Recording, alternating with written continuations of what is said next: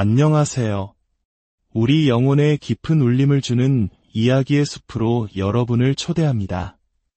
오늘 우리가 함께 걸어볼 길은 두려움이라는 거대한 벽 앞에서 어떻게 작은 믿음이 거대한 용기로 피어날 수 있는지에 대한 이야기입니다. 이 이야기가 여러분의 마음에 와닿는다면 이 은혜를 주변의 소중한 이들과 함께 나누어 주십시오. 저희 채널을 구독하시면 당신의 영혼을 더욱 단단하게 만들어줄 더 많은 이야기들을 만나실 수 있습니다. 이 시간을 함께하는 모든 분들께 하나님의 평강이 가득하기를 기도합니다. 오늘 이야기의 시작은 에티오피아의 가장 깊고 소외된 땅에서 평생을 바친 한 사람의 삶에서부터 출발합니다. 혹시 모시풋 프로젝트에 대해 들어보셨나요? 코끼리 다리병처럼 발이 끔찍하게 부풀어 오르는 풍토병으로 고통받는 이들을 돕는 사역입니다. 이 병에 걸린 사람들은 사회로부터 철저히 외면당하고 그들의 발은 보는 것만으로도 마음이 아플 정도로 끔찍한 모습을 하고 있습니다. 이 프로젝트를 시작한 네이선 바를로라는 분이 계셨습니다. 그는 제 마음속 영웅 중 한 분으로 지금은 주님의 곁에 계십니다. 그는 의사로서 에티오피아 땅에 들어가 무려 60년이 넘는 세월 동안 그곳에 머물렀습니다. 그는 그 끔찍한 병을 앓는 사람들을 도울 수 있는 수술법을 개발해냈고 수많은 이들이 다시 평범한 모습으로 사회에 복귀할 수 있도록 도왔습니다. 그 넓은 땅에서 그들을 돕는 사람은 사실상 그가 유일했습니다. 그는 단 한 번도 선교지를 떠나지 않았습니다. 그의 헌신을 보여주는 유명한 일화가 있습니다. 어느 날 그가 극심한 치통에 시달려 어쩔 수 없이 선교지를 떠나 유럽으로 가서 치료를 받아야만 했습니다. 치료를 마친 후 그는 의사에게 이렇게 말했습니다. 다시는 이런 일이 일어나지 않았으면 합니다. 다시는 이 치통 때문에 내 사람들을 떠나고 싶지 않습니다. 그러니 제 성한 이빨을 전부 뽑아주십시오. 그리고 그는 정말로 자신의 모든 치아를 뽑았습니다. 상상이 되시나요? 이것이 바로 진정한 헌신입니다. 나는 이 사람들을 사랑하고 이곳에 있어야만 한다. 이것이 하나님께서 나를 부르신 소명이다. 그의 삶은 이 한 문장으로 요약될 수 있었습니다. 저는 그의 생의 마지막 순간에 그를 만날 기회가 있었습니다. 건강이 악화되어 딸의 손에 이끌려 잠시 미국으로 돌아왔을 때였죠. 저는 그 위대한 삶 앞에서 무언가 배우고 싶어 그와 대화를 나눴습니다. 하지만 대화 내내 그는 미국에 있고 싶어 하지 않았습니다. 그는 계속해서 말했습니다. 나를 다시 돌려보내 주시오. 그곳의 의료 환경이 좋지 않다는 건 알지만 나는 내 사람들 곁에서 죽고 싶소. 결국 그의 소원대로 그는 에티오피아로 돌아갔고 그가 사랑했던 사람들 곁에서 주님의 품에 안겼습니다. 그가 세상을 떠났을 때 많은 이들이 걱정했습니다. 그의 모든 사역이 이제 잊혀지는 것은 아닐까? 그의 헌신이 계속 이어질 수 있을까? 하지만 하나님께 찬양을 드립니다.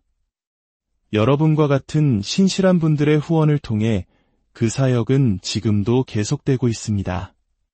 오늘 에티오피아로 떠나는 팀을 위해 기도하는 모습을 보며 제 마음속에 깊은 유대감과 감동이 밀려왔습니다. 처음 만나는 사이임에도 불구하고 하나님의 성령 안에서 우리는 즉시 형제여 자매임을 깨닫게 되는 순간이 있습니다.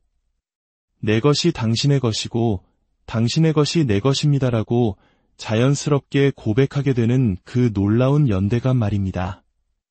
오늘 저는 이 자리에서 두려움 없는 삶, 즉 담대함에 대해 말씀을 나누려고 합니다. 시편 23편의 말씀처럼 말이죠. 내가 사망의 음침한 골짜기로 다닐지라도 해를 두려워하지 않을 것은 주께서 나와 함께 하심이라. 주의 지팡이와 막대기가 나를 안위하시나이다. 이 말씀은 세상의 가장 끔찍한 상황 속에서도 우리가 두려워하지 않을 수 있다는 약속입니다. 왜냐하면 주님이 바로 거기에 함께 계시기 때문입니다. 참 이상하게도 오늘 이 담대함에 대한 설교를 하러 오는 길에 제 마음속에는 온갖 두려움이 가득했습니다. 수만 번 설교를 해왔음에도 불구하고 갑자기 두려워졌습니다. 내가 사람들 앞에 섰을 때 하나님이 주시는 말을 그대로 전할 수 있을까? 혹시 말을 시작했는데 다음 할 말이 생각나지 않으면 어쩌지? 와 같은 어리석은 두려움들이 저를 덮쳤습니다. 이는 결코 우연이 아닙니다. 사탄은 우리가 하나님의 말씀을 전하려 할 때 이처럼 두려움의 씨앗을 심습니다. 저는 설교 전에 항상 제 자신에게 묻는 7가지 질문이 있습니다. 그중 하나는 이것입니다. 나는 지금 성령의 능력을 의지하고 있는가? 아니면 나 자신의 영리함을 의지하고 있는가? 내가 준비한 노트, 사람들을 웃게 할 농담, 감동적인 예화에 의지하여 이 자리에 서는 것입니까? 아니면 예수님을 죽음에서 일으키신 그 성령의 능력이 지금 내 안에 살아계심을 믿고 하나님께서 나를 통해 친히 말씀하실 것이라는 초자연적인 역사를 의지하는 것입니까? 주님이 진정 나의 목자이심을 믿는다면 우리는 어떤 상황에서도 두려워할 필요가 없습니다.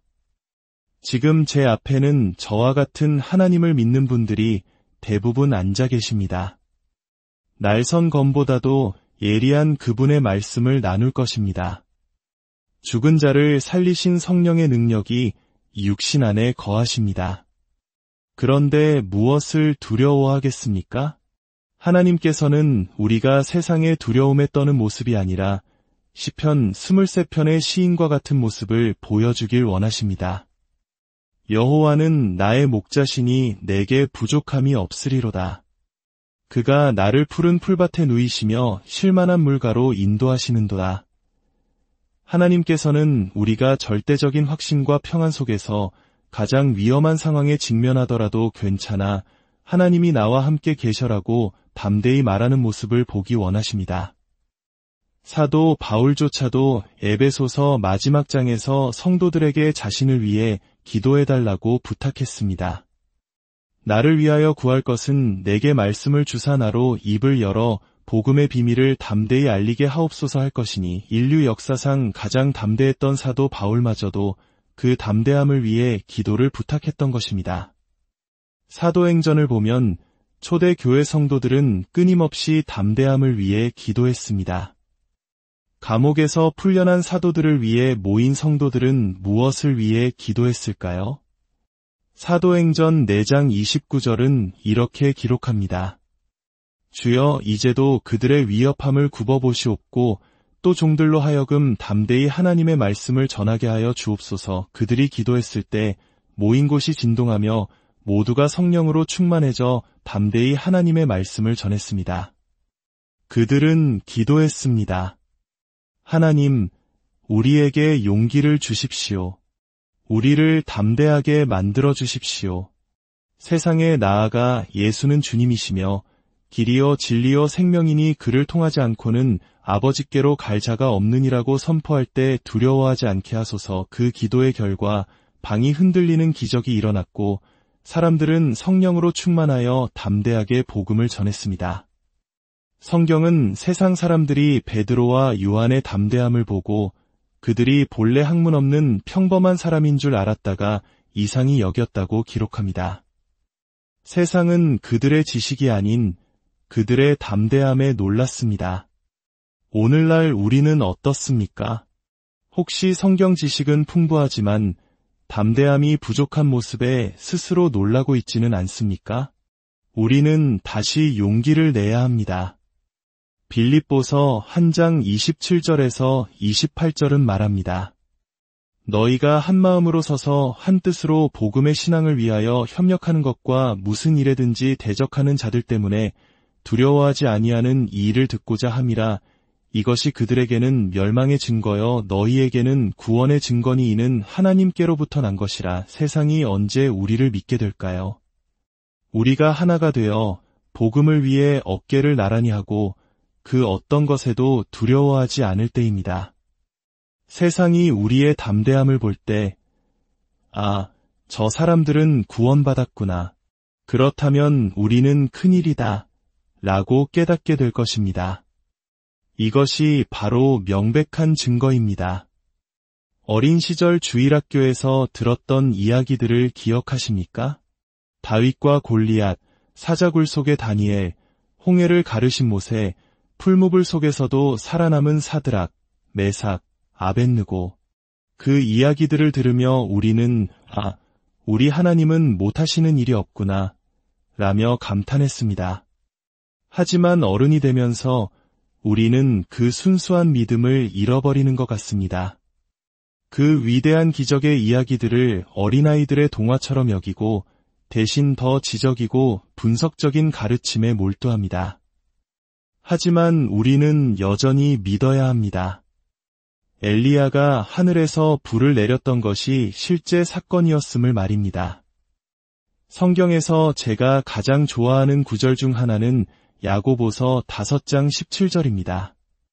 엘리야는 우리와 성정이 같은 사람이로되 이 구절은 우리에게 큰 위로와 도전을 줍니다. 엘리야, 모세, 다윗, 다니엘, 그들은 초인이 아니었습니다. 우리와 똑같은 본성을 가진 평범한 사람들이었습니다. 다만 그들은 간절히 기도했고 그들이 기도하는 하나님을 온전히 믿었습니다. 우리는 우리 안의 거짓말과 싸워야 합니다. 성경 속 인물들이 우리와는 다른 특별한 존재라는 생각 말입니다. 오히려 우리는 오순절 성령 강림 이후 그들보다 더 위대한 것을 받았습니다. 그렇다면 왜 우리는 그들보다 더 큰 담대함으로 살아가지 못하는 것일까요? 저는 지난 20년 동안 단 한 번도 시편 23편으로 설교한 적이 없었습니다. 너무나 유명해서 모두가 안다고 생각했기 때문입니다. 하지만 몇 주 전부터 이 말씀을 묵상하기 시작하면서 제 삶에 놀라운 평안과 자신감이 회복되었습니다. 온 우주의 창조주이신 야훼 하나님이 나의 목자이시라는 사실, 이보다 더 큰 위로가 어디 있겠습니까? 그분이 나를 푸른 초장으로 쉴만한 물가로 인도하십니다. 내 영혼을 소생시키시고 위의 길로 인도하십니다. 설령 내가 사망의 음침한 골짜기를 걸을지라도 그분의 지팡이와 막대기가 나를 지키시기에 나는 아무것도 두려워하지 않습니다. 내 모든 원수가 눈앞에 있다 해도 그분은 나를 위해 잔치상을 차려주시고 내 잔이 넘치게 하십니다. 이것이 바로 시편 기자의 고백입니다. 그의 자신감은 자기 자신에게서 나온 것이 아닙니다. 오직 자신과 함께 하시는 목자, 하나님으로부터 나온 것입니다. 제 삶을 돌아보면 하나님은 언제나 저의 목자셨습니다. 제가 처음 교회를 시작했을 때 사람들은 저를 보러 오는 것이 아니라고 말했습니다. 제가 교회에서 사례비를 받지 않고 믿음으로 살겠다고 했을 때 사람들은 제 아이들의 미래를 걱정하며 그것은 무책임한 일이라고 말했습니다. 하지만 하나님은 언제나 신실하게 채워주셨습니다. 냉장고가 고장난 바로 그날 누군가 새 냉장고가 생겼다며 가져다 주었습니다. 아프리카에 굶주리는 이들을 위해 더 많이 나누고 싶어 집을 팔고 작은 곳으로 이사했을 때 사람들은 어리석다고 했지만 그것은 우리 가족에게 가장 큰 기쁨의 시간이었습니다. 믿음으로 헌금 액수를 늘려갈 때마다 사람들은 불가능하다고 말했지만 하나님은 언제나 그 이상으로 채워주셨습니다. 작년 한 해 저는 제 수입의 몇십 배가 넘는 금액을 하나님의 나라를 위해 드릴 수 있었습니다. 이 모든 것이 어떻게 가능했을까요? 사람들이 말하는 책임감 있는 삶이 아니라 믿음으로 사는 삶을 선택했기 때문입니다. 저는 이제 더 이상 사람들의 말에 귀 기울이지 않으려 합니다. 저는 오직 저의 하나님이 얼마나 위대하신지를 자랑하고 싶습니다. 태초부터 저를 인도하셨고 모든 것을 가능하게 하신 그분을 말입니다. 저는 제 모든 것을 내어드릴 수 있습니다. 제 가족을 데리고 세상 어느 곳이든 갈 수 있습니다. 사망의 음침한 골짜기를 지나는 것을 두려워하지 않습니다. 왜냐하면 저에게는 변함없는 목자가 계시기 때문입니다. 우리가 다시 어린아이와 같은 믿음으로 돌아가 나의 하나님이 나와 함께 계신다고 선포하며 살아갈 때 세상은 우리를 보고 믿게 될 것입니다. 경제가 어렵다고요? 콩과 쌀만 먹고 살아도 괜찮습니다. 죽음이 두려우신가요? 천국으로 가는 것보다 더 좋은 일이 어디 있겠습니까? 우리가 복음을 위해 어깨를 나란히 하고 죽음의 고통마저 이겨낸 소망을 믿으며 살아갈 때 세상은 우리의 담대함을 보고 놀라게 될 것입니다. 우리가 모일 때 서로의 믿음을 꺾는 말을 하는 것이 아니라 서로에게 용기를 주는 말을 해야 합니다. 하나님께서 당신의 마음속에 어떤 믿음의 도전을 주고 계십니까? 어쩌면 더 많이 나누는 것, 더 깊이 섬기는 것, 당신의 삶을 완전히 바꾸는 과감한 결단을 요구하고 계실지도 모릅니다. 세상은 만약에라는 말로 당신을 주저하게 만들 것입니다. 하지만 시편 23편의 핵심은 이것입니다. 하나님의 주권 밖에서 나에게 일어날 수 있는 일은 아무것도 없다는 것입니다. 제가 유일하게 걱정하는 만약은 이것입니다. 만약 내가 오늘 죽어 하나님 앞에 섰을 때 그분이 내가 할 수 있었던 위대한 일들이 이렇게나 많았는데 너는 너무 두려워 나를 믿지 않았구나라고 말씀하시면 어떡하지? 저는 그렇게 살고 싶지 않습니다.